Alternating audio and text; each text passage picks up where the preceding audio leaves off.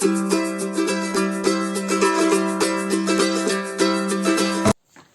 students, welcome back to my channel. In today's video, we will discuss the poem Heart of the Tree. This poem is written by Henry Cuyler Bunner. This poem holds a great contemporary relevance. Why? Because in our times, global warming has become a pestering issue. Deforestation, urbanization, industrialization are taking their toll on the environment. So for these reasons, it becomes very important to read this poem. So let's get started. Henry Cuyler Bunner was an American novelist, journalist, and poet who has written feelingly about the benefits of planting a tree. So in this poem, he's talking about the innumerable, immense benefits of planting trees. His poem describes the innumerable benefits of trees and the shade and shelter they bring to all life. To all life means to all forms of life, be it animals, be it insects, be it plants, be it humans. He claims that people who plant trees plan for a future. Of course they do.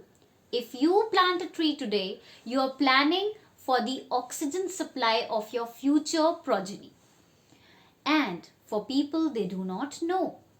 On another level, planting a tree is a symbolic act of goodness from which many other acts of goodness will sprout. So you're doing one act of goodness by planting a tree, but you give shelter, rain, oxygen, and shade from the scorching heat of the sun, etc. to many people.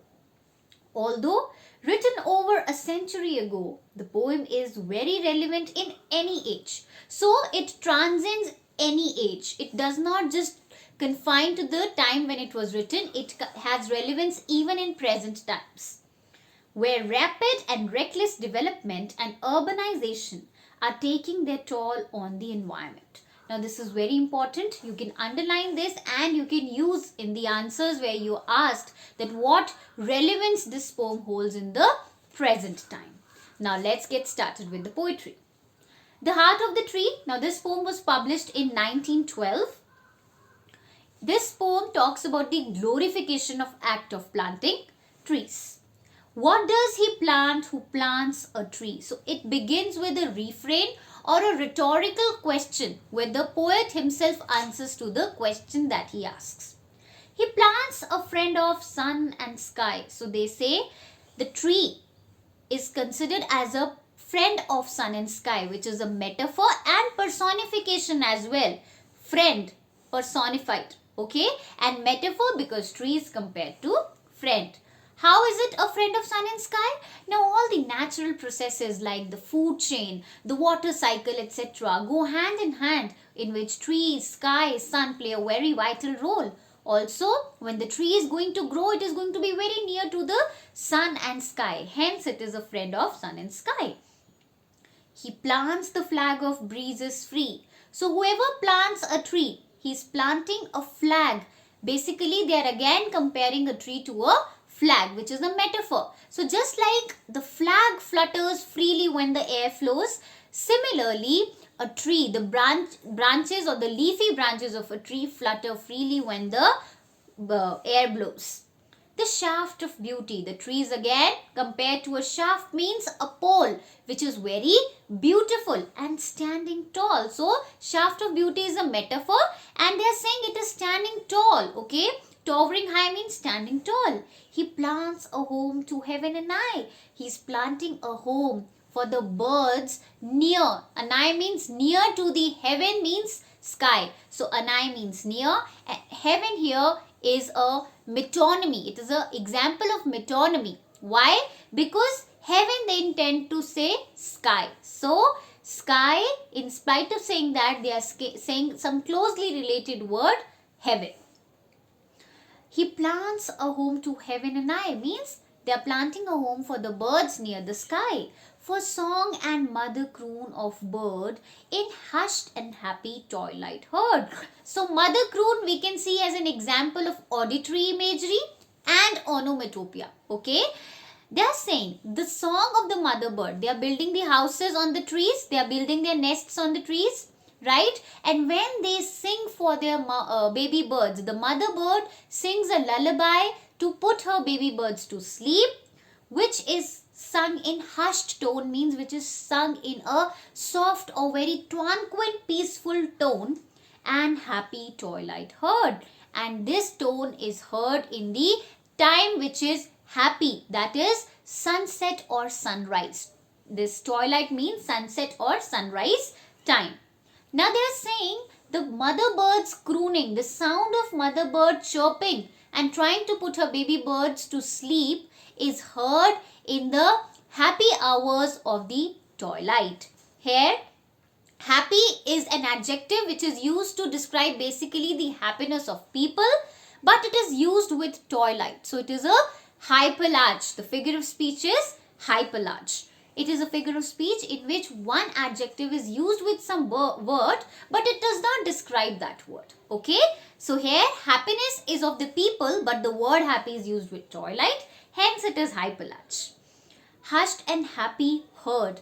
H sound is repeating. This is example of alliteration. The treble of heaven's harmony. Now, when the song of mother bird, it blends beautifully with other songs or other music of the nature, it produces a beautiful, melodious, harmonious music which is very pleasing to the ears. Treble means the high pitch. So, the soft tones of the mother bird singing for her baby bird blends with some other sounds, natural sounds of the surroundings, and they produce a high pitch, melodious music. These things he plants who plants a tree. So they are saying these are the things a person plants who plants a tree. So sun and sky in second line was example of alliteration as well. Home to heaven, H sound again repeating. It is alliteration as well. Now these things he plants who plants a tree can also be seen as an example of refrain because it is again and again repeating in the poetry. Let's move to the second stanza now. What does he plant who plants a tree? He plants cool shade and tender rain. So he is again asking the rhetorical question and he is again enumerating various uses and benefits of planting trees. Now this is again another figure of speech. Enumeration. Enumeration. This is a figure of speech in which various benefits or various things are enumerated, means they are written in one after the other. They are written in a sequence. So when you point some things, write down in points, that is enumeration, listing of things basically. He plants cool shade and tender rain. So whoever plants a tree, he's basically providing people with the cool shade from the scorching heat of the sun. And tender rain means they are helping to bring rainfall which is going to soothe the air, it is going to settle down the dust, etc. And seeds and buds of days to be. So whoever is planting a tree, he is giving the seeds and buds means blossom or the flowers to the future generation, days to be to the future or the posterity or the progenies. Okay. Seed and bud. Now here and conjunction is repeated, which is an example of polysyndeton. Okay, when close repetition of conjunctions is there, that is called polysyndeton. Then days to be can be seen as an example of metonymy because it is referring to the future here. At times you can also call it as circumlocution, which is use of large number of words to in place of a small word. So in place of future, they have used 3 words, days to be. And years that fade and flush again. So they are saying these trees are going to, fade means they are going to perish, they are going to wither away, and flush means they are going to regrow in the coming years. The idea of regrowth of plants is discussed. Now here, fade and flush, again it is alliteration. He plants the glory of the plain. So whoever plants a tree, he's planting the glory of the plain. How? So if the person is planting a tree on the plain areas, he's going to make that plain area more beautiful, more lush green. So hence he is making and glorifying that plain area. Okay. He plants the forest's heritage. Now they are saying the glory of the plain in the previous line. Okay. Here it is metaphor. The glory of the plain is a metaphor used for a tree. Similarly, forest's heritage is a metaphor used for a tree again. Forest's heritage. So this is going to be like a property which we are going to transfer to our future generation. Forests are going to be like inheritance of something from parents to their offsprings. The harvest of coming age. The harvest means it is going to be something which is going to be reaped by the future generation. Harvest of a coming age is again metaphor. The tree is called harvest of the coming age. The future generation will get fruits from these trees. So they are going to harvest them.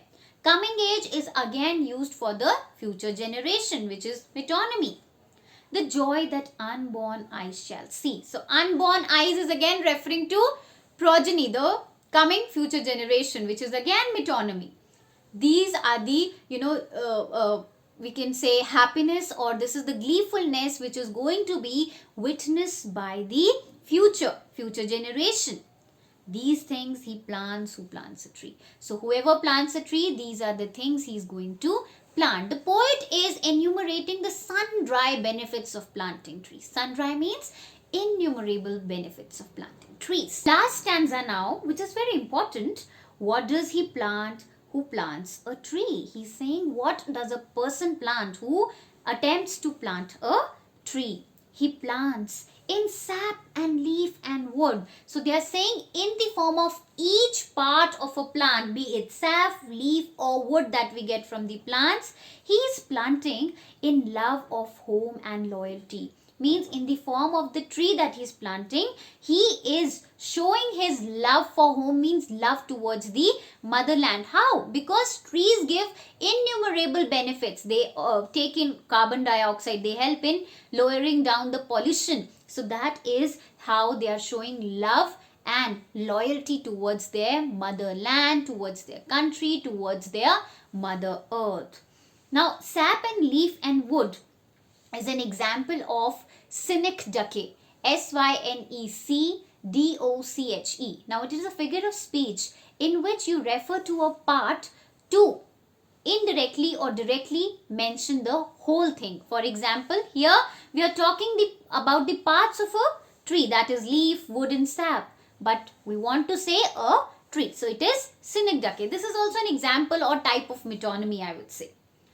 In love of home and loyalty, in order to show love towards the home, that is your mother earth, and loyalty towards the that connection of being loyal towards your motherland, and forecast thought of civic good. So now if a question comes, this stanza is an answer for the question that what thoughts arise in the heart of the person who thinks of planting a tree. So he has the thought of showing love and loyalty towards the motherland, and he has the forecast thought of civic good. He has the far-sighted thinking that he wants to do. Civic good means good to the society. He has that sense of civic duty or social duty, that he wants to bless his neighborhood.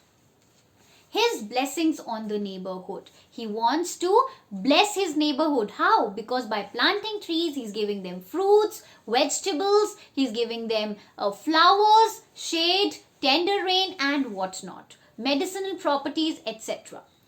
Who in the hollow of his hand? Now here H is capital, which is very important because it shows that whoever thinks of planting a tree, he's equal to God. He's considered God-like, because just like God holds the growth of our land, similarly this person who thinks of planting tree is helping in the growth of our land.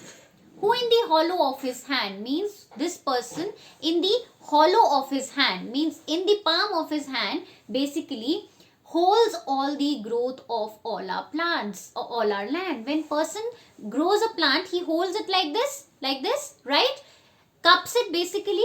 This person is saying, like God cups the growth or holds the growth of our land, similarly, the person who grows trees holds the growth of our land. A nation's growth from sea to sea stirs in his heart who plants a tree. So, whoever plants a tree, he has the idea, or within his heart, the thought that excites is that he wants to help his nation grow from one end to the other, means the overall growth of his land. This is about the poetry. Now, there are themes which are very important, which is the benefits of planting trees and how the trees that are being planted are actually a storehouse of gifts for posterity, that is the future generation. The poet has tried to bring forth the benefits of afforestation, that why we needed movements like chipko movement, etc., because trees were recklessly or are being recklessly cut. Our areas are becoming concrete jungles, soil erosion is happening, lot of destruction is happening. We have become so ignorant towards the glaciers melting and what's not happening in the society. So I hope you have understood the chapter. Do not forget to like, share and subscribe. Before leaving, let's discuss the appropriateness of the title Heart of the Tree. Tree in the title is compared to heart, which is most important body organ, as it completes all the vital roles like carrying blood, oxygen to various parts of the body. It supports human life. Similarly, trees give us oxygen, they take in carbon dioxide, bring rainfall.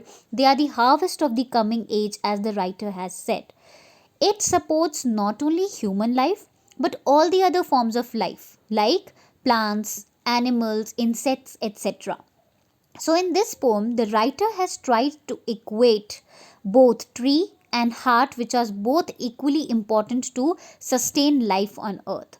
Hence, the heart here signifies the most important quality of the tree.